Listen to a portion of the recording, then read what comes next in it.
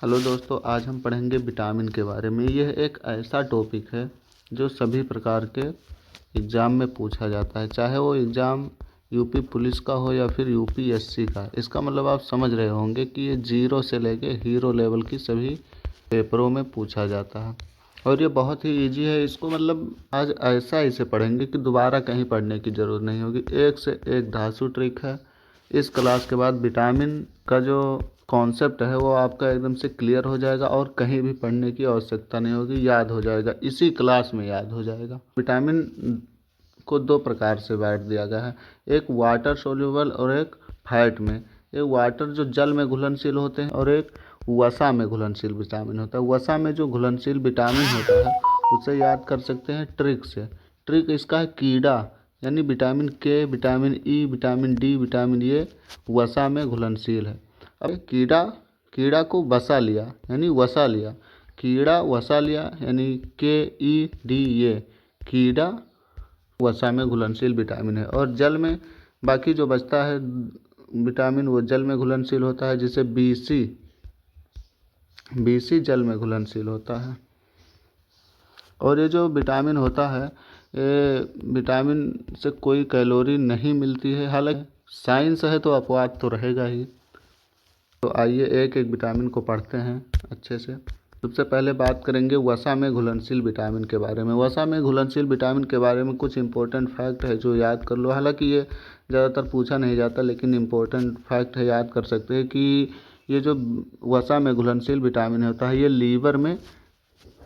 Liver में इकट्ठा रहता है, लीवर में ही जाके जमा हो जाता है और ये इसे हर दिन लेने की ज़रूरत नहीं होती है। जो वसा में घुलनशील विटामिन है इसे पर डे लेने की कोई आवश्यकता नहीं होती है और ये लीवर में यानी यकृत में एकत्रित होता है, यानी जमा हुआ होता है। अब बात करेंगे विटामिन वसा में घुलनशील विटामिन का अच्छे से। तो विटामिन ए की अगर बात करें तो विटामिन ए का जो रासायनिक नेम है, विटामिन ए का रासायनिक नाम यहाँ पे जो दिया गया है वो है रेटिनॉल। विटामिन ए का रासायनिक नाम क्या है? रेटिनॉल। और इसकी जो कमी से होता है वो रतौंधी रोग हो जाता है या जीरोथैल्मिया हो जाता है। रतौंधी रोग ये आँख से रिलेटेड एक प्रकार का रोग है जो रात में हल्का कम दिखाई देता है। इसे नाइट ब्लाइंडनेस भी कहते हैं। तो विटामिन ए का जो रासायनिक नाम या केमिकल नेम या वैज्ञानिक नाम है यह है रेटिनॉल और इसकी कमी से रतौंधी रोग होता है। इसके अगर स्रोत के बारे में बात करें तो इसका सबसे अच्छा स्रोत होता है गाजर, दूध, अंडा, फल, ये सब इसके स्रोत होते हैं विटामिन ए के। विटामिन डी की अगर बात करें तो विटामिन डी का जो रासायनिक नाम है यह है कैल्सीफेरॉल। अभी इसको ट्रिक से याद करेंगे, अभी पढ़ लो, बाकी इससे बाद में ट्रिक बताएंगे कि किसका कौन सा रासायनिक नाम है, फिर याद हो जाएगा। तो विटामिन डी का जो रासायनिक नाम है ये कैल्सीफेरॉल है और इसकी कमी से सूखा रोग, रिकेट्स या ऑस्टियोमलेशिया होता है। ऑस्टियोमलेशिया सामान्यतः एडल्ट में होता है, वयस्कों में होता है और सूखा रोग और रिकेट्स ये बच्चों में होता है, छोटे छोटे बच्चों में। विटामिन ई की बात करें तो विटामिन ई का रासायनिक नाम है टोकोफेराल। इससे जनन शक्ति में कमी आ जाती है, यानी महिलाओं में बांझपन आ जाता है और पुरुष में नपुंसकता आ जाती है। मांसपेशियों में कमजोरी फील होने लगती है। विटामिन के की अगर बात करें तो विटामिन के का नाम है, रासायनिक नाम है फिलोक्विनोन और इसकी कमी से रक्त का थक्का नहीं बनता है। जैसे बहुत लोग जब हाथ वाथ कट जाता है तो इतना जल्दी मतलब ब्लीडिंग होती ही रहती है, खून निकलता ही रहता है, रक्त का थक्का ही नहीं जमता, यानी जमता ही नहीं है जल्दी से। तो ये विटामिन के की कमी से होता है। और जब विटामिन के होता है तो कटने के बाद जल्दी से थक्का बन जाता है और वहाँ से खून निकलना बंद हो जाता है। फिर बात करेंगे विटामिन बी कॉम्प्लेक्स, जो कि ये वाटर सोल्यूबल होता है, ये पानी में घुलनशील होता है। पानी में घुलनशील कौन कौन सा है? Vitamin B and vitamin C. तो जल में घुलनशील विटामिन होता है, उसके कुछ इम्पोर्टेंट पॉइंट फैक्ट हैं।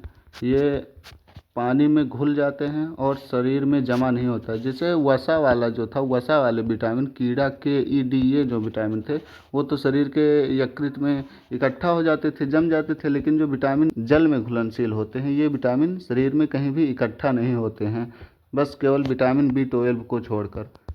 अपवाद तो रहेगा, क्योंकि ये साइंस से तो अपवाद रहेगा। विटामिन B12 को छोड़कर ये शरीर में कहीं भी एकत्रित नहीं होते, ये यूरिन के जरिए निकल जाते हैं। और नियमित ये ज़रूरी है, ये नियमित ज़रूरी है। वसा वाला जो था वो पर डे आवश्यक नहीं था, लेकिन जो ये है ये पर डे आवश्यक है, जल में घुलनशील विटामिन। तो अब एक एक करके बात कर लेते हैं। बी कॉम्प्लेक्स, इसमें बी कॉम्प्लेक्स में कई विटामिनों का समूह होता है। कॉम्प्लेक्स का मतलब क्या होता है? यौगिक। यौगिक मतलब इसमें बहुत सारे विटामिन दिए गए हैं और उसी को हम कह देते हैं विटामिन बी कॉम्प्लेक्स। जैसे इसमें विटामिन B1 होता है, विटामिन B2 होता है, विटामिन B3 होता है, विटामिन B5 होता है, और फिर विटामिन B6 होता है, B7 होता है, BA9 होता है, B12। इन सभी विटामिन को अगर हम ऐड कर दें तो इसी का क्या नाम हम दे देते हैं? इसका नाम हम कर देते हैं विटामिन बी कॉम्प्लेक्स। तो विटामिन B1 की अगर बात करते हैं तो विटामिन B1 जो है, विटामिन B1 का रासायनिक नाम अगर देखें तो यहाँ पे थायमिन होता है, और इसकी कमी से बेरी रोग होता है। ये एकमात्र ऐसा विटामिन है जो सर्वप्रथम विटामिन की कमी से होने वाले रोग का यही पता चला था कि विटामिन बेरी रोग विटामिन की कमी से होता है। और वो कौन से विटामिन? B1 की कमी से। ये सर्वप्रथम ये रोग खोजा गया था, विटामिन की कमी से होने वाले रोग के बारे में सर्वप्रथम यही खोजा गया था। विटामिन B2 की बात करें तो B2 का रासायनिक नाम है राइबोफ्लेविन। विटामिन B2 का क्या नाम है? राइबोफ्लेविन। और इसका जो इसकी कमी से होता है, ये होता है हाथ, मतलब त्वचा संबंधी विकार हो जाता है, ओठ फट जाते हैं, मसूड़ों में सड़न, इस प्रकार का होता है। विटामिन B2 की कमी से होता है। इसका रासायनिक नाम राइबोफ्लेविन है। होठों का फटना, त्वचा संबंधी विकार उत्पन्न हो जाते हैं। और अगर इसका स्रोत देखें तो दूध, दही, अंडा, पनीर, यही सब है। मांस, अब मतलब विटामिन बी कॉम्प्लेक्स में मांस, दूध, दही, अंडा, मूंगफली, आलू, ये समझ लो सामान्य है। ये इन सबसे विटामिन बी कॉम्प्लेक्स की सभी चीज़ें मिल जाएंगी। विटामिन B3 की अगर बात करें तो विटामिन B3 है नियासिन। विटामिन B3 कौन सा? नियासिन।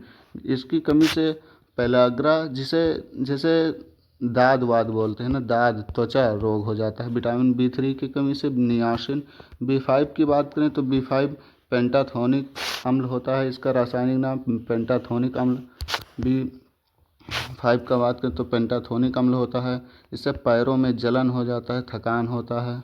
और इसका भी सेम वही है स्रोत, मूंगफली, आलू, अंडा, पनीर, मांस, यही सब है इसका।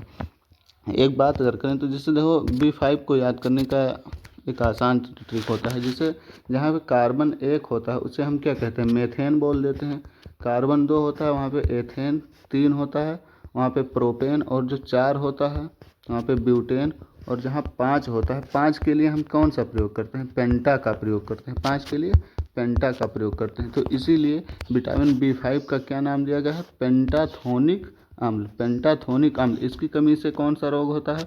इससे पैरों में जलन फील होता है, थकान हो जाता है।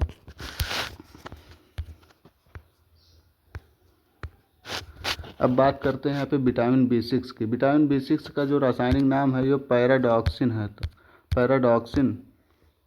पैराडॉक्सिन इसकी केमिकल नेम है। इसका विटामिन B6 का केमिकल नेम है पैराडॉक्सिन। और अगर बात करें कमी से होने वाला रोग तो एनीमिया हो जाता है, त्वचा संबंधी रोग है ये भी। विटामिन B7 की बात करें तो विटामिन B7 से बायोटिन हो जाता है।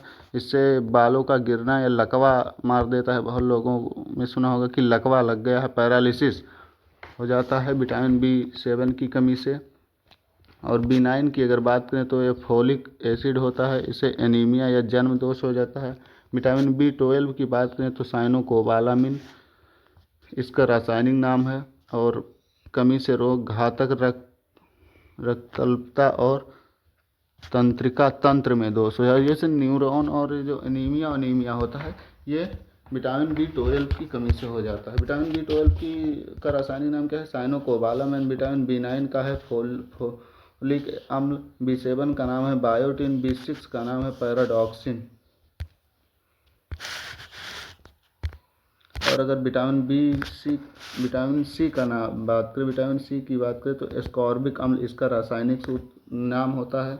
एस्कॉर्बिक अम्ल इसका रासायनिक या वैज्ञानिक नाम होता है। इसकी कमी से स्कर्वी रोग हो जाता है, बहुत ही इम्पोर्टेंट, स्कर्वी रोग हो जाता है, मसूड़ों में सूजन हो जाता है, खून आने लगता है।